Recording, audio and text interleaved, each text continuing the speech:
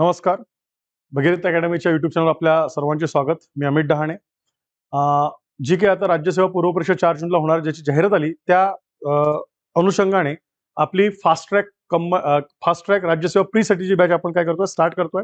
ही जी fast track batch आहे याच्यामध्ये भूगोल विषयात नेमकं आपण काय कव्हर करणार आहे ते आपण आता या सेशनमधनं बघूया आणि आयोगाचे थोडे मी प्रश्न दाखवेल की आयोगाचा प्रश्नांचा कल राज्यसेवा पूर्व परीक्षा म्हटल्यावर काय असतो ते पण चेक करू आणि त्या अनुषंगाने चेक करू. आपली जी बॅच आहे ही फास्ट ट्रॅक बॅच आहे, ऑफलाईन कम ऑनलाईन ही बॅच आहे.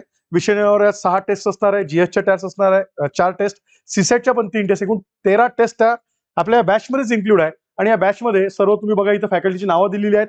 आपल्या सर्व फॅकल्टी आहेत भगीरथ अकॅडमीच्या आणि त्या फॅकल्टी आणि त्यांचे विषय इथे डिस्प्ले केलेले आहेत. त्यासाठी तुम्हाला आणखी माहिती असेल तर तुम्ही कॉन्टॅक्ट नंबरवर आपण संपर्क साधू शकता आणि ती माहिती घेऊ शकतो. यासोबतच आपली टेस्ट सिरीज सुद्धा आहे. ती टेस्ट सिरीज फक्त मी जस्ट दाखवतो एक सेकंदासाठी तुम्हाला.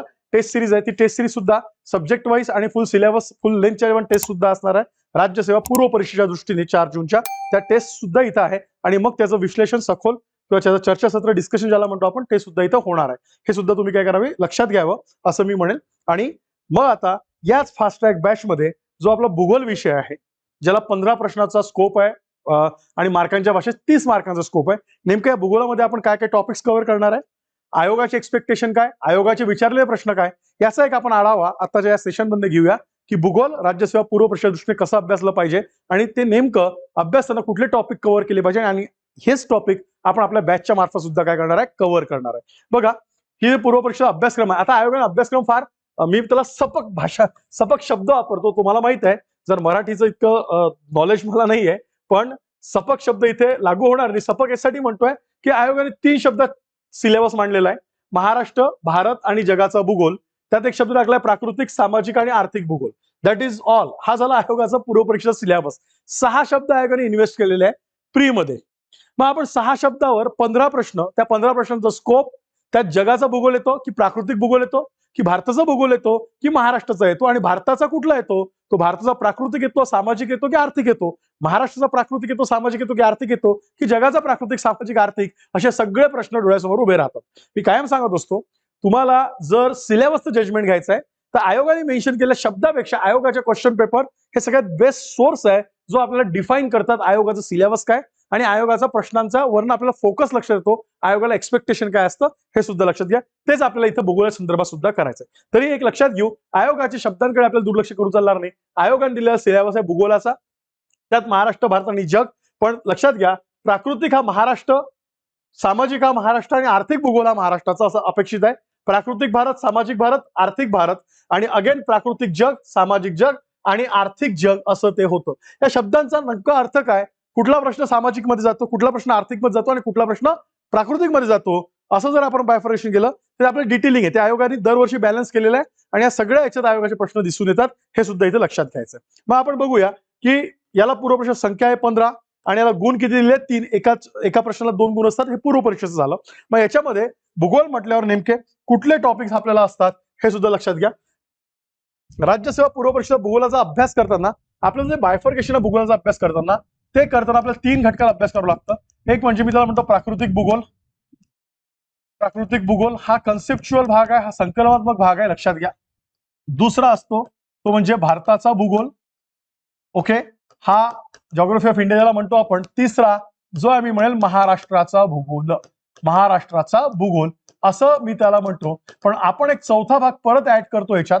तो चौथा भाग म्हणजे काय ऍड करायचा तो सुद्धा लक्षात घेऊया आपण. तो चौथा मी त्याला म्हणतो जगाचा भूगोल. आता फार कन्फ्युजन होऊ शकतं की सर प्राकृतिक म्हणजे जग होत नाही का, जगाचा भूगोल म्हणजे नेमकं अपेक्षित काय, हे सुद्धा मी डिफाईन करून देतो. पण अशा 3 टप्प्यांनी आपण अभ्यासायचं आहे. जे विद्यार्थी स्वतः अभ्यास करतात, ज्यांना वाटतं की मी स्वतःचा कव्हर करून अभ्यास करतो, माझं त्यांना सांगणं आहे तुम्ही जर प्री ओरिएंटेड अभ्यास करायचा असेल जॉग्राफीचा, तुम्हाला नेसेसरी पहिला हा सेक्शन कव्हर करणं गरजेचं आहे. सेकंड सेक्शन हा, त्यानंतर थर्ड सेक्शन तुम्ही याला जायचं, चौथा सेक्शन महाराष्ट्राला जायचं. 2013 पासून जेव्हा आयोगाने सीसॅट आणि ऑल दॅट एमपीएससी मध्ये इन्क्लूड केलं पूर्व परीक्षेच्या दृष्टीने आणि टिल 2022 जर आपण बघितलं, आयोगाचा प्राकृतिक भूगोल ज्याला फिजिकल जॉग्राफी म्हणतो आपण आणि भारताचा भूगोल याच्यावर जास्त भर असतो. महाराष्ट्राच्या भूगोलावर प्रश्नांची संख्या कमी असते. असले तर रिलेटिव्हली फार सोपे आणि इन्फॉर्मेटिव्ह प्रश्न असतात, ते काही टॅकल करणं फार कठीण जात नाही. आणि जगाच्या पुस्तकावर जरी प्रश्न कमी असतात 2-3, पण तो जगाचा भूगोल आहे तो व्हास्ट आहे. त्यातनं आयोग काय उचलतं हे पण आपल्या लक्षात घेणं काय आवश्यक असतं, हे इथे आपण समजून घेऊया. मग अशा स्वरूपाने आपल्याला काय करावं लागतं, भूगोल अभ्यासावा लागतो. याचे सोर्सेस सांगतो, टॉपिक पण सांगतो, नेमके कुठले कुठले टॉपिक आपल्याला कुठल्या कुठल्या सेक्शन मध्ये, पण these 4 section that means your geography of preliminary examination, असं मी तुम्हाला इथे सांगेल, हे लक्षात घ्यायचे. मग बघू आपण यातलं पुढचं. बघा, मी ते एनसीईआरटी मी कायम सांगत असतो की सगळ्यात बेस्ट सोर्स आहे तो म्हणजे एनसीईआरटीची पुस्तकं. जर भूगोल कव्हर करायचं असेल, त्यात हे पुस्तक कितवीचं आहे, हे पुस्तक तुमचं 11वीचं आहे, बरोबर आहे, सेमिस्टर 11वीचं 2, दॅट इज फंडामेंटल फिजिकल, हे लक्षात घ्यायचं. टेक्स्टबुक क्लास 11 ज्यात दिलेलं आहे, हे सगळ्यात प्रायमरी सोर्स आहे फिजिकल ज्योग्राफी किंवा प्राकृतिक भूगोल. आता मला माहिती नाही तुम्हाला ते फार क्लिअर दिसत असेल, मी जस्ट इमेज आणली आहे काढून कशाची, टॉपिकची, पण या टॉपिक्सवर वारंवार प्रश्न विचारले आणि आयोग बऱ्याच वेळा एनसीईआरटी रिसोर्स वापरतं म्हणजे वापरतं. आपल्याला अभ्यास करताना आपली अडचण काय असते, आपल्याला लँग्वेज बॅरियर येतो अभ्यास करताना, आणि आपल्या डोक्यात येतं की सर इंग्लिश किंवा हिंदी डोक्यातच जात नाही, एनसीईआरटीचा सोर्सच हिंदी किंवा इंग्लिश आहे, आणि मग आपण तत्सम जे काही मराठी अनुवाद झाल्याची पुस्तकं बघतो, पण ती त्या लेवलची नाही आहे, ते फार मिसिंग, म्हणजे मी म्हणेल त्यात फार गोष्ट डेटा मिस झालेला आहे किंवा ती वाक्यरचना बरोबर जात नाही, जी अंडरस्टँडिंग व्हायला पाहिजे ती होत नाही. पण हा तुमचा बेसिक सोर्स आहे, मी मराठीतला सोर्स सांगेल, पण हे लक्षात घ्यायचं, एनसीईआरटी 11वी fundamental physical, that is your complete physical geography. त्याच्या बियॉन्ड तुम्ही करू नका, फक्त मॅपिंग व्यवस्थित डोक्यात ठेवा, तुम्हाला आयोगाचे प्रश्न टॅकल होतात का, तो होतात असं मी म्हणेल. त्यातले टॉपिक्स आहे, मी टॉपिक्सकडे आता जात नाही, पण ज्यावेळेस आपण प्राकृतिक भूगोल म्हणतो तर आपल्याला बघा काय काय टॉपिक्स कव्हर करायचे, हे फार बेसिक आहे, इट्स नॉट नेसेसरी, हे एका तासाचं काम आहे, जस्ट अंडरस्टँडिंगसाठी हा बेस आपल्याला क्लिअर करून घ्यायचा आहे. नेमकं विश्व म्हणजे काय, त्याला युनिव्हर्स म्हणतो, सूर्यमाला, पृथ्वी, पृथ्वीचा आकार, स्थान, ब्लॅक होल, उल्का, त्याच्यानंतर म्हणजेच मेट्रॉइड, चंद्रग्रहण, सूर्यग्रहण, धूमकेतू, ऑल दॅट, ज्याला आपण ऍस्ट्रॉनॉमिकल कन्सेप्ट म्हणतो, ते आयोग विचारतं कधी कधी. आता गेल्या एक्झाम मध्ये आयोगाने विचारलं होतं, बुध ग्रह जो होता त्याचं वर्ष विचारलं, बुध ग्रहाचं, अँड देन ऑल बुध नंतर त्यांनी काय विचारलं तर त्याला दिवस, अबाउट द रोटेशन इटसेल्फ, ते दिवस विचारले होते परिवलनाचे किंवा परिभ्रमणाचे सूर्यभोवतीचे. सो आयोग हे बेसिक संकल्पना म्हणजे सोडत नाही. आयोग एखाद दुसरा प्रश्न टाकतो because it is mention in the NCERT, आणि एनसीईआरटीचा पहिला टॉपिक डील्स विथ ऑल दिस, ह्या फॅक्टर सोबत एनसीईआरटीतला फंडामेंटल फिजिक्सला पहिला धडा काय करतो, डील करतो. दॅट इज वाय ते विचारतात, हे लक्षात घ्या. म्हणून त्याला स्किप नाही, सोपं आहे, पण त्याला फार वेळ इन्व्हेस्ट करायची गरज नाही. So that is your basics. Second topic सांगतो मी, त्याला पृथ्वीची बेसिक इन्फॉर्मेशन म्हटलंय. अगेन याच्यावर सुद्धा राज्यसेवा पूर्व परिषद प्रश्न आहे आणि विचारल्या जातात. मग त्यात तुम्हाला पृथ्वीचा आकार म्हणजे काय, कक्षा, that is the axis of earth, ती रोटेट करते स्वतः भोवती, आणि ते टिल्टेड आहे का, किती डिग्रीने टिल्ट आहे वगैरे, असे बेसिक कन्सेप्ट माहित पाहिजे. देन अक्षरवृत्त, रेखावृत्त, परिवलन, परिभ्रमण, आणि नेमका याचा परिणाम काय होतो, हा परिणामाचा आपल्यावर काय होतो संबंध, हे सुद्धा लक्षात घ्या. आयोग विचारले वारंवार प्रश्न, हे सिंपल. सो हे पहिले 2 topic that is very basic topics, त्याला फार वेळ इन्व्हेस्ट करायची गरज नाही, सिंपल अंडरस्टँडिंग करणं गरजेचं आहे. ती अंडरस्टँडिंग झाली की तुम्हाला समोरचा भूगोल इझी करतो, इन्क्लुडिंग भारत आणि महाराष्ट्र. शेवटी जर उद्या प्रश्न पडला भारताचा अक्षरवृत्त आणि रेखावृत्त विस्तार सांगा, तर ऍटलीस्ट अक्षरवृत्त म्हणजे काय, रेखावृत्त म्हणजे काय हे समजलं पाहिजे. किंवा एनसीईआरटीच्या आधारावर आयोगाने एकदा विचारून झालेला आहे, तो म्हणजेच काय, जर भारताचं उत्तर दक्षिण अंतर भारताच्या पूर्व पश्चिम अंतरापेक्षा जास्त आहे, भारताचा रेखावृत्त आणि अक्षरवृत्त हे नंबर्स सारखे आहेत, तर या अंतरात फरक का पडतो, दॅट इज कन्सेप्च्युअल, डिपेंड अक्षरवृत्त रेखावृत्त, दॅट इज बेसिक कन्सेप्ट, ते अंडरस्टँड होणं गरजेचं आहे. पुन्हा एक दुसरा टॉपिक बघायचा आहे. पण तिसऱ्या टॉपिक पासून मी म्हणेल तुम्हाला, याला मी म्हणेल फिजिकल जॉग्राफीचा हा कोर सिलेबस स्टार्ट होतो. हा अंडरस्टँडिंग बेस आहे, हा समजून घेणं गरजेचं आहे. आणि त्यात मग पृथ्वीचे अंतरंग, त्यातली इंटिरियर ऑफ अर्थ, त्याची रचना, पृथ्वीच्या अंतरंगाचे किती थर आहे, त्यात काय काय येतं हे समजून घ्यायचं आहे. मग भूकंप लहरी ज्याला आपण म्हणतो, आणि ते भूकंप लहरीचे प्रकार किती, त्याचे इम्पॅक्ट ते कसे होतात हे समजून घ्यायचं आहे. आणि त्यातला डिफरन्स, ज्यातली पी वेव्ह असेल, एस वेव्ह असेल किंवा एल वेव्ह असेल, तर डिफरन्स काय आहे. अगेन खडकांचे प्रकार, पृथ्वीचे 3 खडकांचे भाग प्रमुख कुठले आहे, आणि या खडकांचे प्रकार काय, त्याचे उपप्रकार काय, आणि त्यात कुठल्या खडकात कुठली खनिजे असतात, ही सुद्धा प्रश्न पडले. All mention your NCERT fundamental physical. So हा एक टॉपिक त्यातला आहे, हा सुद्धा लक्षात घ्या. नेक्स्ट आहे भू हालचाली, त्याला अर्थ, ज्याला मी म्हणतो मुवमेंट असं म्हणतो, पण या भू हालचाली म्हणजेच काय, तर कशामुळे भू हालचाली होते, दॅट इज इंटरनल फोर्स आणि एक्सटर्नल फोर्स, अंतर्गत शक्ती आणि बहिर्गत भूमी स्वरूपाच्या उत्क्रांतीनंतर परिणाम करणारे घटक. बट ऑब्वियस ज्वालामुखी घडतो कसा, मग ज्वालामुखी घडतो कसा, त्याला मेजर प्लेट्स, ज्याला प्लेट टेक्टोनिक्स म्हणतो, हे त्याला कारणीभूत आहे. किंवा भूखंड वहन सिद्धांत जो होता वेगनरचा, किंवा प्लेट टेक्टोनिक्स थेरी जी होती, किंवा ज्याला आपण म्हणतो सी फ्लोर स्प्रेडिंग थेरी, समुद्र तळ विस्तार सिद्धांत, अशा सिद्धांताची नाव. आयोग फार डीप मध्ये जात नाही. आयोगाने वेगनरवर प्रश्न विचारला आहे ना, की वेगनरने कुठले कुठले पुरावे दिलेले आहे, असा प्रश्न विचारलाय. किंवा आयोगाने प्लेट्स विचारलाय, मेजर प्लेट्स आणि minor plates, there are the major and minor plates, प्रमुख कुठले कुठले भूपट्ट कुठल्या कुठल्या भागात आहे, किंवा अग्निकंकन, रिंग ऑफ फायर, असे प्रश्न आयोगाने पडले. ह्या सगळ्या गोष्टी आपल्याला शिकावं लागणार आहे. ज्वालामुखीच्या आयोगाने डायग्राम विचारले, ज्वालामुखीचा कोण, त्या डायग्राम्स आहे, ज्वालामुखीचे प्रकार, ज्वालामुखीच्या जुळ्याला आयोगाने विचारलंय, हे सर्व आयोग विचारता. हा एक टॉपिक. नेक्स्ट आहे बहिर्गत शक्ती. हा आयोगाचा मी म्हणेल फेवरेट टॉपिक आहे. बहिर्गत शक्ती म्हणजेच काय, तर एक्सटर्नल फोर्स. आणि याच्यात जे दाखवलेलं आहे बहिर्गत शक्तीमध्ये बघा, भूरूप चक्र संकल्पना, दॅट इज इरोजन सायकल त्याला म्हटलं जातं इंग्लिशमध्ये.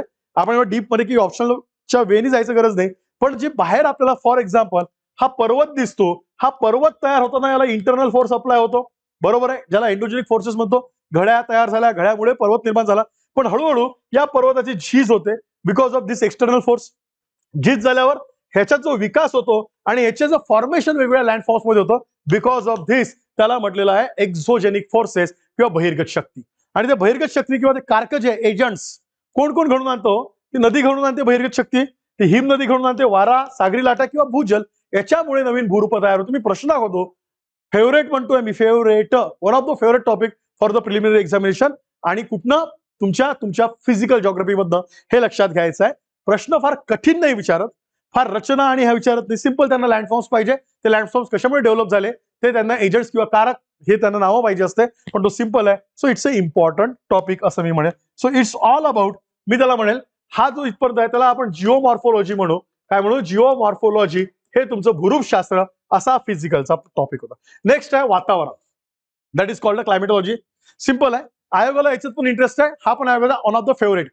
फिजिकल त्यातलं लँड फॉर्मेशन, अँड देन तुमचं असणारं क्लायमेटॉलॉजी, त्यातलं वातावरण, वातावरण रचना, वारे, वायुदाब, वारे, स्थानिक वारे, वाऱ्यांची नावं, द मोस्ट फेवरेट. हे आयोगाला आवडतं विचारायला, वारंवार विचारते. हे दोन टॉपिक लक्षात घ्या.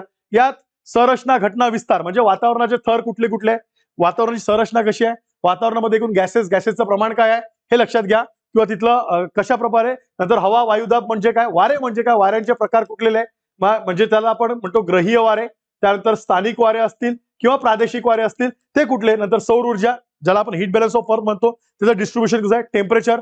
टेम्परेचरचे पट्टे, त्याच्यातलं त्यातलं मी म्हणतो व्हेरिएशन काय, इतकं तापमानात बदल का होतो, तापमानामध्ये बदल म्हणजे तापमानामध्ये फरक का पडतो, क्लायमेट चेंज हा वेगळा टॉपिक आहे. ओके, नॅचरली आयोगाचा इथं विचार होतो पहिले.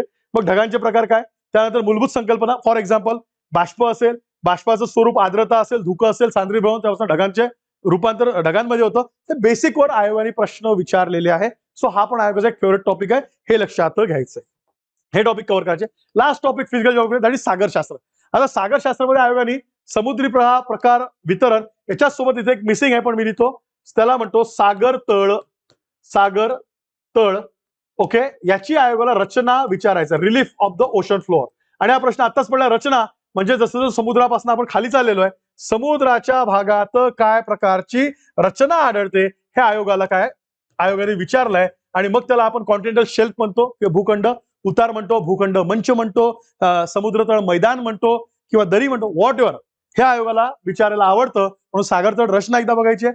समुद्री प्रवाह, अजून प्रश्न नाही आला, आयोगाचा फेवरेट एल निनो ला निनो आहे, पण समुद्री प्रवाह ऍटलीस्ट फार सोपे आहे, एकदम सिंपल. तुम्हाला फार कठीण वाटतं आता उष्ण समुद्री प्रवाह, थंड समुद्री प्रवाह, पण it's very simple according to oceans. Pacific मधले कुठले, अटलांटिक मधले कुठले आणि इंडियन मधले कुठले, सिंपल आहे, ते लक्षात ठेवायचं. त्याची अंडरस्टँडिंग जर झाली ते लक्षात सुद्धा राहतं. आणि मग शारता आणि वितरण आणि घनता. शारता त्यांनी विचारलेले आहे, त्यांनी क्रम विचारलाय, खालील दिलेल्या जलाशयांचा शारतेनुसार उतरता किंवा चढता क्रम लावा. There is the Baltic Sea, there is the Andaman Sea, there is the Dead Sea म्हणजे मृत समुद्र, असं त्यांनी विचारून झालेलं आहे. सो शारताचे वितरण कसं आहे अकॉर्डिंग टू ओशन्स. मग आपल्या इथे पण अरबी समुद्र आणि बंगालचा उपसागर केला तर बंगालच्या उपसागर शारता कमी, अरबी समुद्रात जास्त आहे. त्याची कारण काय हे लक्षात घ्या, आणि ते वितरण. सो इतके टॉपिक तुम्हाला फिजिकल जॉग्राफी मध्ये काय करावं लागणार आहे, कव्हर करावं लागणार. That is physical. 5 ते 6 प्रश्न 15 पैकी याच्यावर मिनिमम आयोग विचारतं, हे टॉपिक्स लक्षात घेणं तेवढंच आवश्यक. सेकंड सेक्शन येतो भारताचा भूगोल. सेकंड सेक्शन काय येतो, भारताचा भूगोल. मी त्याला म्हणेल, आणि त्याचं मी बेसिक फोटो आणले काढून तुम्हाला बघा. 11वी आणि 10वीचं मी तुम्हाला म्हणेल एनसीआरटी वाचणं गरजेचं आहे. 11वीचं एक एनसीआरटी आहे आणि 10वीचं किंवा मी म्हणेल 9वी, 10वी आणि 11वी असं इंडियाचे 3 एनसीआरटी आहे. हे जरी वाचले तुम्ही तरी इट्स व्हेरी म्हणजे खूप सफिशियंट आहे अंडरस्टँडिंग. आणि त्यानंतर तुम्हाला मॅपिंग करावं लागतं, आपल्याला मॅपिंग मधनं पण हे करावं लागतं. भारताचे नेमके प्रकार किंवा टॉपिक्स कुठले ते पण आपण बघूया. भारतावर सुद्धा 3 ते 4 ते 5 प्रश्न विचारले जातात. सिंपल असतात प्रश्न. पण एकदा प्राकृतिक कळलं की भारतही अंडरस्टँड होतो. बघा, भारताचा सामान्य भूगोल, प्राकृतिक भारत म्हणजे प्राकृतिक रचना, भारताची नदी प्रणाली, भारताची हवामान व मृदा, भारतातील खनिजे ऊर्जा संसाधने, भारतातील वने आणि भारताची लोकसंख्या is the most of the आयोगाचे विचारण्यात आलेले रिपिटेशन. गेल्या दोन परीक्षांमधनं आयोग अगेन भारतातील उद्योग व दळणवळण याच्याकडे पण वळलेला आहे.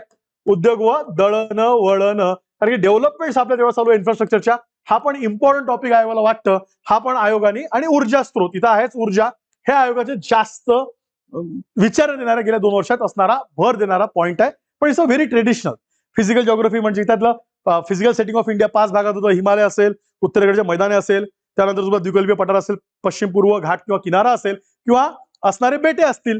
सो हे 5 प्रकारात होतं. त्याचे वैशिष्ट्य, त्याची नावं, some kind of informative, some kind of understanding base, असा हा असणारा टॉपिक आहे. आणि भारतातील नदी प्रणाली, हिमालयात उगम पावणाऱ्या नद्या असतील, पठारावरच्या उगम पावणाऱ्या नद्या असतील, पश्चिम वाहिनी, पूर्व वाहिनी, प्रमुख फार सोपे प्रश्न, नद्यांवरचे फार क्लिष्ट प्रश्न आयोग विचारत नाही. देन हवामान हा अंडरस्टँडिंग बेस आहे, क्लायमेटॉलॉजी ऑफ इंडिया, असे प्रश्न याच्यावर पडतात. हे सुद्धा इथं लक्षात घेऊया. मग मी जस्ट सांगतो, भारताची प्राकृतिक रचना ही हाच नकाशा, एनसीईआरटी नकाशा आहे. 5 भागात भारताची प्राकृतिक रचना आहे. हे 5 भाग, त्याची इन्फॉर्मेशन, त्याची अंडरस्टँडिंग होणं गरजेचं आहे. मोठा टॉपिक आहे हा. जर समजलं महाराष्ट्र पण इझी समजतो, हे सुद्धा इथं लक्षात घ्यायचंय. अशा प्रकारचे टॉपिक्स त्यात असणार आहे. नदी प्रणाली झाली, प्रमुख नद्या, त्यातल्या हिमालयात उगम पावणाऱ्या नद्या कुठल्या आहे, त्यानंतर पठारावर उगम पावणाऱ्या नद्या कुठल्या आहे, हे सुद्धा त्यात येतं, आणि त्यांची माहिती विचारण्यात येतं. हे सुद्धा इथं लक्षात घेऊ. देन मी म्हणेल तुम्हाला, आपल्याला बघायचं आहे महाराष्ट्राचा भूगोल. महाराष्ट्र भूगोलावर नंबर ऑफ क्वेश्चन कमी आहे. नंबर ऑफ क्वेश्चन आयोगाचे काय येतं, नंबर ऑफ क्वेश्चन हे काय आहे, कमी आहे. पण नंबर ऑफ क्वेश्चन हार्डली 3च्या आसपास विचारतात. ते 1-2 एक्झाम मध्येच विचारले, जास्त विचारले नाही. पण तरी हे महाराष्ट्राचे, तेच जे भारताचे होते, हेच टॉपिक आहे. भारत कळलं की महाराष्ट्र करतात. महाराष्ट्राचा सामान्य भूगोल म्हणजे लांबी रुंदी, महाराष्ट्राचे स्थान विस्तार, महाराष्ट्राची प्राकृतिक रचना. अरे मी पठाराची प्राकृतिक रचना समजली आहे भारतात मला, बट ऑब्वियस महाराष्ट्राची प्राकृतिक रचना समजणारच आहे. महाराष्ट्राची पठार, महाराष्ट्राचा किनारा किंवा महाराष्ट्राची पर्वतीय रचना मला समजणार आहे, बिकॉज मी इंडियामध्ये ऑलरेडी कव्हर केलंय. It's just revision. Maharashtra revision आहे. महाराष्ट्र नव्याने काहीच करायचं नाही. आणि प्रश्न फार सोपे होतात. मी प्रश्न पण दाखवतो तुम्हाला काय प्रकारचे विचारले जातात. मग हे टॉपिक महाराष्ट्राचे हवामान, मृदा, महाराष्ट्रातील खनिजे, वने, लोकसंख्या आणि महाराष्ट्रातील दळणवळण उद्योग, हेच टॉपिक जे भारतात होते आपल्याला महाराष्ट्रात सुद्धा काय करायचे आहे, कव्हर करायचे आहे. हा पण पॉईंट आपण लक्षात ठेवूया. हे सुद्धा विचारतो. त्यानंतर मी म्हणलं आयोग जगाचा भूगोल विचारतो. मी आपण उल्लेख केला होता, नेमकं जगाचा भूगोल म्हणजे आयोग काय विचारतं हे लक्षात घ्या. तर आपल्याला प्रमुख आयोगातले खंडचा एक फोकस, आणि खंडनिहाय प्रमुख भूभाग. फॉर एक्झाम्पल, खंडनिहाय असणारी मैदाने, कुठल्या खंडात कुठलं मैदान आहे, कुठल्या खंडात कुठलं पर्वत आहे, जस्ट बेसिक, कुठल्या खंडात कुठले पठारे आहेत, बरोबर, कुठल्या खंडात कुठलं वाळवंट आहे, इतकं आयोगाचं अपेक्षा आपल्याला पाहिजे. इतकं आयोग विचारतं. जोडायला हवा खंडावाईज, हे एक माहिती असणं गरजेचं आहे. सेकंड, याच प्रामुख्याने ज्याला आपण प्रमुख जागतिक नद्या म्हणतो, याच्यावर सुद्धा प्रश्न पडले जगातल्या. आणि ह्या नद्या सुद्धा आपण करताना खंडावाईज करायचं, बरोबर. आफ्रिकेतल्या नद्या कुठल्या, आशियातल्या कुठल्या, त्यानंतर उत्तर अमेरिकेतल्या कुठल्या, दक्षिण अमेरिकेला, दॅट इज सिम्पल. फार कठीण तिथं प्रश्न विचारत नाही. आणि मग काही प्रश्न जगाच्या लोकसंख्येवर सुद्धा प्रश्न दिसतात. जगाची लोकसंख्या, त्यांनी घनता विचारून झालेल्या घनते, सर्वाधिक घनतेचे देश, सर्वात जास्त लोकसंख्येचे देश, त्याला म्हणतो आम्ही सामाजिक, जागतिक सामाजिक भूगोल असं आयोग त्याला म्हणतात. असे प्रश्न विचारतं. But number of question is 2 hardly असतात, इझी असतात. लक्षात घ्या, फार काही करायचं नाही. हा मॅपिंग थ्रू खेळायचा खेळ आहे सगळा. पण आपलं physical is your base of the all geography. Once you understand the physical geography, प्राकृतिक भूगोल समजला, त्याला समोरच्या भूगोलाच्या अभ्यासाची फारशी दिशा द्यावं लागत नाही, फारसं पाठांतर करावं लागत नाही, त्याला सहज कळतं. हे इथं लक्षात घ्यायचं. Is that clear? सो अशा प्रकारे 4 सेक्शन आपल्या भूगोलाचे या बॅच मधनं, आपण जी फास्ट ट्रॅक बॅच असणार आहे त्यातनं कव्हर करणार आहे. भूगोल हा टॉपिक प्रीच्या दृष्टीने ऑलमोस्ट सगळे टॉपिक्स आपले कव्हर. तुम्ही ऑलमोस्ट शब्द वापरतो, बिकॉज काही फार एखाद दुसरा टॉपिक असतो, आयोग एखाद्या विचारतो, पण ऑलमोस्ट सगळे प्रश्नांच्या आधारे सगळे टॉपिक्स आपण काय करूया, कव्हर करूया. हे पण मी तुम्हाला सांगतो. मी जस्ट प्रश्न दाखवतो, व्हेरी सिम्पल. एकदा प्रश्नांवर नजर मारूया आणि या प्रश्नाला रिलेट करू, भारताचा आहे का जगाचा आहे हे पण आपण इथे समजून घेऊया. आयोग कुठल्या प्रकारे भारताचा आहे की जगाचा प्रश्न. आता खालील विधाने परीक्षण करून योग्य पर्याय निवडा. बहुतांश भारतीय कोळसा क्षेत्र 78 डिग्री पूर्व रेखावृत्ताच्या पूर्वेला आहेत. एक स्टेटमेंट झालं. सेकंड, भारताचा भूगोलाचा प्रश्न आहे. भारताच्या एकूण कोळसा उत्पन्नात 50% कोळसा ओडिशा, छत्तीसगड, झारखंड. ठीक आहे, जे आपण टॉपिक्स बायफरेट केले होते, खनिज ऊर्जा साधनेमधला आहे प्रश्न, बरोबर आहे. पण त्यांनी अंडरस्टँडिंग बघा, म्हणून मी म्हटलं बेसिक, जोपर्यंत तुम्हाला रेखावृत्त अक्षरवृत्त समजत नाही, 78 डिग्री पूर्व रेखावृत्ताच्या पलीकडे, मग ऍटलीस्ट भारत आपल्याला समजला पाहिजे. मला भारत ज्यावेळेस समजतं, बरोबर आहे, या भारताचं मला 78 डिग्री पूर्व कुठल्या दिशेने येतं, नेमकं तो कुठला प्रदेश होतो, छोटा नागपूरचा प्रदेश होतो काय, अंडरस्टँडिंग बेस्ड प्रश्न विचारतं. हे कुठल्याच पुस्तकात जोपर्यंत आयोग विचारलं नाही तोपर्यंत एकही पुस्तकात ही वाक्यरचना नव्हती. आयोगाने प्रश्न विचारल्यावर पुस्तकवाल्यांनी वाक्यरचना भरली. So there is the lots of chance, म्हणजे अंडरस्टँडिंग झालं, तुम्ही सहज त्याला टॅकल करू शकता. हा त्याचा एनर्जी याच्यातला प्रश्न होता. नेक्स्ट क्वेश्चन बघा, हा महाराष्ट्र भूगोलावर फार सोपा. It's a informative. नंदुरबार जिल्ह्यातील तालुक्यांचं उत्तरेकडून दक्षिणेकडे योग्य क्रम. आता नंदुरबार जिल्ह्याचा तालुक्याचं उत्तरेकडून दक्षिणेकडे, इट्स अ इन्फॉर्मेटिव्ह. हा इतके सिंपल महाराष्ट्रातले प्रश्न असतात. किंवा बघा आणखीन रेखावृत्त अक्षरवृत्तीच्या आधारे भारतावरचा प्रश्न, भारतामध्ये प्रमाण वेळ दुपारचे 12 अशी असेल तर त्याच वेळी अनुक्रमे ग्रीनिच आणि आंतरराष्ट्रीय वाररेषा, ग्रीनिच म्हणजे 0 डिग्री, आंतरराष्ट्रीय वाररेषा म्हणजे 180 डिग्री, इथं असणारी वेळ नेमकी काय असं विचारलंय. म्हणून रेखावृत्त अक्षरवृत्त समजणं गरजेचं आहे. ज्याला मी बेसिक इन्फॉर्मेशन ऑफ जॉग्राफी म्हणतो ते तिथं अंडरस्टँड झालं तर इथं त्याचं उत्तर सहज निघतं, इथं परत त्याचं उत्तर काढायचं नसतं. म्हणून तो बेस आणि फिजिकल जॉग्राफीचं महत्व तुम्ही लक्षात घ्यायचं आहे. मी उत्तर सांगत नाही, आपल्याला जस्ट बघायचं आहे. भारतामध्ये मोसमी वारे वाहण्यासाठी कोणती स्थिती कारणीभूत आहे, आता की पाठ करायचं, that is a best understanding. भूमिखंडाचा विस्तृत भाग आहे का, आहे भारताला. भारतात तिन्ही बाजू असल्यास समुद्र बट ऑब्वियस बाष्पीभवन तेच देणार आहे. आणि तापमान जमीन आणि समुद्राचं तापमान डिफरन्स असणार आहे, high pressure low pressure change होणार आहे. आणि 30 डिग्री 40 डिग्री अक्षर पद्धत जेट प्रवाहाचे अस्तित्व, यस तिथे असणारा पश्चिमी जेट प्रवाह हा सुद्धा काय ठरतो, आपल्याला कारणीभूत ठरतो. हे सुद्धा लक्षात घ्यायचं आहे. मग अशा स्वरूपाचा याचा काय इम्पॅक्ट नक्की, हिवाळ्यात पाऊस देतो का, उन्हाळ्यात पाऊस देतो का, वायव्य भारतात पाऊस पडतो, याला पश्चिमी चक्रवात म्हणतं का, हे सगळं अंडरस्टँडिंग बेस आहे, समजणं गरजेचं आहे. आणि ऑलमोस्ट याचा फिजिकल जॉग्राफी संबंध आहे. इथं जर तुमचं अंडरस्टँडिंग व्यवस्थित झालं, वारे का वाहतात, कुठून वाहतात, त्याचा परिणाम कसा होतो, ते सगळं तुम्हाला इझी कळतं. हा सुद्धा पॉईंट लक्षात घेऊया. नेक्स्ट, चिनूक वाऱ्या संबंधातील भारतातील कोणती विधाने. काय चिनूक, हा प्रादेशिक वारा आहे.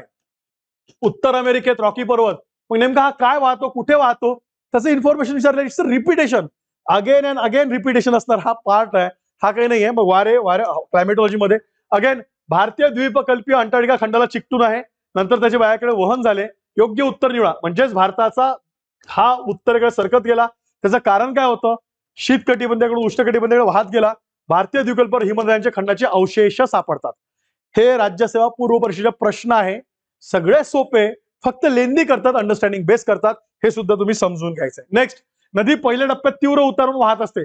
नदीमुळे निर्माण झालेली भूरूपे, जे आपण म्हटलं भूरूप विचारतात, तर भूरूपाची निर्मिती, कोणत्या भूरूपाची निर्मिती करते, पहिल्या टप्प्यात तीव्र उतारून वाहत असताना नदी कुठली भूरूपे तयार करते, ते प्रश्न इथं विचारलाय. हे सुद्धा लक्षात काय करताय विचारू लक्षात घ्यायचं आहे. त्यानंतर तीव्र उतारून वाहत असताना, उतारावर वाहत असताना. नेक्स्ट, या दगडी कोळशामध्ये कार्बनचे प्रमाण सर्वात अधिक आहे. अँथ्रासाइट, बिट्युमाइट, लिग्नाइट, पीठ. खनिजे, स्त्रोत, कोळसा, कोळशांचे प्रकार, कोळशांचे जास्त म्हणजे ज्याला प्युरिटी म्हणतो आपण, जास्त चांगला कोळसा ते कमी दर्जाचा कोळसा कशावर ठरते, कार्बनवरनं. आणि मग ते कशावर असणार आहे, त्यात कार्बनचं प्रमाण जास्त असणार आहे. अशा स्वरूपाचे प्रश्न आयोग विचारून. शेवटचा प्रश्न दाखवतो, तरुण, उज्ज्वला, सागर आणि मयूर या महाराष्ट्रातील कुठल्या पिकाच्या जाती, असा प्रश्न विचारलाय. पृथ्वीच्या अंतरांगातील गाभा थर प्रामुख्याने कुठल्यामुळे काय झालेला, गाभा कुठल्या धातूपासून बनलेला आहे असं विचारलंय. गाभा, निफे, त्याला निकेल आणि लोह असं त्याला म्हणतो, निकेल आणि फेरस असं त्याचं उत्तर आहे. फार सिंपल. जरी उलट आपण फार डेफ लेवलनी बघतो, अंडरस्टँडिंग लेवलनी बघतो, आयोगाचे प्रश्न तेवढी लेवल गाठत नाही प्रश्नांचं काठिण्य पातळी. So don't bother. म्हणून फिजिकल जॉग्राफीचा मारा जास्त आहे. फिजिकल आणि भारत एकदा अंडरस्टँड झाला, महाराष्ट्राचे प्रश्न सहज सुटतात. म्हणून हा वेनी आपण काय करायचा आहे, हा अभ्यास करायचा आहे असं मी म्हणेल तुम्हाला. सो आपण जस्ट समजून घेऊया. इथं परत तेच आहे, सागरी किनाऱ्यावर भूरूपे कुठले आढळतात, कशामुळे, खालीलपैकी कोणता भू आकार नदीच्या झीज करण्याच्या कार्यामुळे निर्माण झालेला आहे. बघा, एकेका वर्षी 2-2 प्रश्न आयोगाने काय केले, विचारले आहे. हे सुद्धा लक्षात घ्या. अगेन सियाल सायमा रिपिटेशन आहे. मी एकाच वर्षातले प्रश्न आहे, मी वेगळ्या वर्षातले प्रश्न आणले. वेगनरचा भूखंड सिद्धांत मांडणारा वेगनर कुठल्या विषयाचे अभ्यासक होते, या शास्त्रज्ञाने शक्यतावादाचा पुरस्कार केलेला आहे. हा मेन्सचा प्रश्न आलाय तिथं.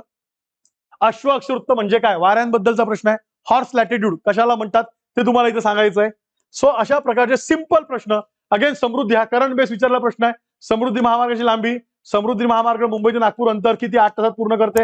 हा महामार्ग औरंगाबादच्या दक्षिण बाजून जातो का उत्तर बाजून जातो, हे तुम्हाला असं ओळखायचं आहे. करंट बेस सुद्धा प्रश्न विचारण्यात येतात. तो अशा प्रकारचे प्रश्न आयोग विचारतं असं मी म्हणेल तुम्हाला. म्हणजे मी प्रश्न घेत नाही, पण आपल्याला कव्हर करताना फिजिकल जॉग्राफी, भारताचा भूगोल, महाराष्ट्राचा भूगोल आणि जगाचा भूगोल अशा 4 सेक्शन मध्ये भूगोलाचा अभ्यास करणं गरजेचं आहे. आपण तसा अभ्यास केला 100% येणारे 15 प्रश्न आपण टॅकल करू शकतो. बिग डील भूगोल हा स्कोरिंग विषय आहे. त्याचे सोर्सेस मी सांगितले, एनसीईआरटी हा प्रायमरी सोर्स आहे आणि उर्वरित मग मराठीची पुस्तकं मार्केटमध्ये आहेत, त्यातलं तुम्ही कुठला एक सोर्स वापरायचा.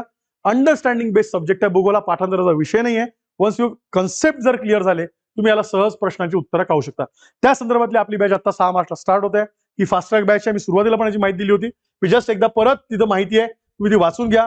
काही शंका असल्या तर आपले कॉन्टॅक्ट नंबर आहे, याच्यावर तुम्ही संपर्क साधू शकता आणि इथून ही माहिती मिळू शकता की नक्की बॅचचं काय. 6 दिवसांची बॅच आहे, 240+ अवर्स आहेत आपलं टीचिंग असणार आहे, हे सुद्धा लक्षात घ्यायचं.